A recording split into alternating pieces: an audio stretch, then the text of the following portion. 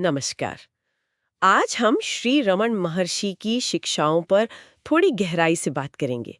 हमारे पास उनकी कुछ बातचीत के अंश है और कोशिश रहेगी कि इनके जरिए हम आत्म साक्षात्कार के सार को समझें। जी।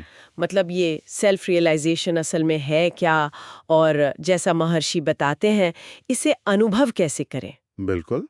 और महर्षि की बातों में जो सबसे खास लगता है वो ये कि आत्म साक्षात्कार कोई दूर की मंजिल नहीं है। अच्छा। ऐसा नहीं कि कुछ नया हासिल करना है। हाँ। ये तो बस जैसे उस अज्ञान को हटाना है जिसने हमारे असली स्वरूप को, आत्मा को ढक रखा है। हम्म। ये तो हमारी अपनी बिल्कुल सहज स्वाभाविक स्थिति है। हाँ, तो मतलब जो पहले से है बस उसे पहचानना है। ये नहीं कि कुछ बनना है या कहीं पहुंचना है। सही। महर्षि बार बार ये कहते थे ना कि आत्मा तो यही है, अभी है। हमेशा से। हाँ, ये बात तो आती है उनकी टीचिंग्स में। तो फिर सवाल उठता है कि ये महसूस क्यों नहीं होती, है ना? हाँ बिल्कुल, ये जो हमारी सोच है कि मैं तो ये शरीर हूँ, या फिर अरे मुझे कहाँ हुआ है साक्षात्कार अभी, क्या यही वो पर्दा है जिसकी आप बात कर रहे थे? हाँ, बिल्कुल यही। यही मूल समस्या है। असली रुकावट है हमारा अहंकार, वो मैंपन का भाव और हमारी वासनाएं। वासनाएं मतलब वो गहरी आदतें। हाँ, मन की गहरी आदतें, प्रवृत्तियां जो हमें ये महसूस कराती हैं कि हम अपने स्वरूप से अलग हैं, कटे हुए हैं। आप सोचिए जैसे गहरी नींद में, हाँ। तब कहाँ होता है अहंकार? कोई विचार, कोई दुनिया, दुख, कुछ नहीं। पर हम तो होते हैं, हमारा होना, हमारा अस्तित्व तो रहता ही है। सही बात है। और जैसे ही जागते हैं, वो अहंकार सबसे पहले खड़ा हो जाता है और फिर ये सारी दुनिया सामने आ जाती है। ये गहरी नींद वाला उदाहरण वाकई सोचने लायक है।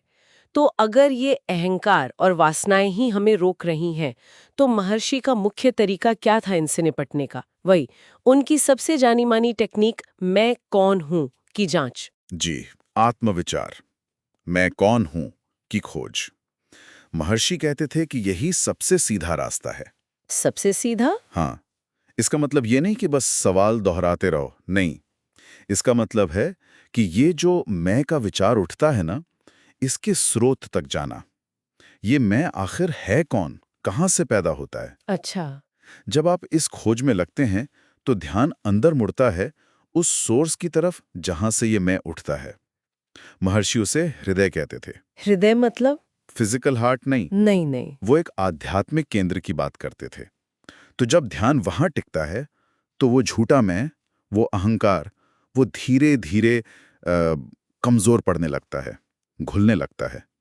और जो बचता है वही शुद्ध आत्मा है। ये तो हुआ सीधा मार्ग। हाँ। पर बहुत लोग ध्यान भी करते हैं, मंत्र जपते हैं, कर्म योग, भक्ति, इन सब प्रैक्टिसेस का क्या क्या महर्षि की शिक्षाओं में इनकी भी कोई जगह थी? हाँ हाँ, बिल्कुल थी। महर्षि इन्हें एकदम सहायक मानते थे, मददगार।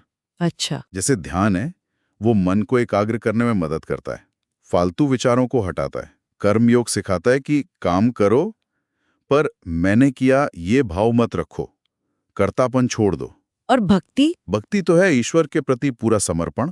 और मजे की बात यह है कि महर्षि ने भक्ति को भी एक तरह से आत्मस्वरूप का अनुसंधान ही कहा है। स्वस्वरूपानुसंधानम भक्तिरित्य विधीयते। अच्छा, यानी वो भी कहीं ना कहीं आत्मा की खोज ही है। हाँ, ये सारे तरीके मन को साफ करते हैं, शांत करते हैं और एक तरह से आत्मविचार या समर्पण के लिए तैयार करते हैं। लेकिन हाँ, आत्मविचार सबसे सीधा इसलिए है क्योंकि वो सीधे अहंकार की जड़ पर वहीं चोट करता है। और गुरु की कृपा?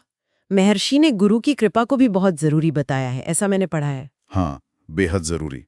कृपा को तो उन्होंने, आप कह सकते हैं, प्राथमिक कारण माना है। प्राथमिक? हाँ, और ये कृपा बाहर किसी गुरु से भी मिल सकती है या कभी-कभी हमारी अपनी आत्मा ही अंदर से गुरु बनकर गाइड करने लगती है।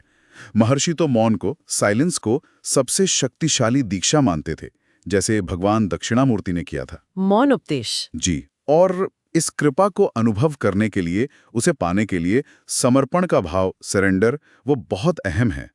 जब हम अपना मैं, अपना अहंकार छोड़ते हैं, तभी तो कृपा अपना काम कर पाती है ना? बिल्कुल।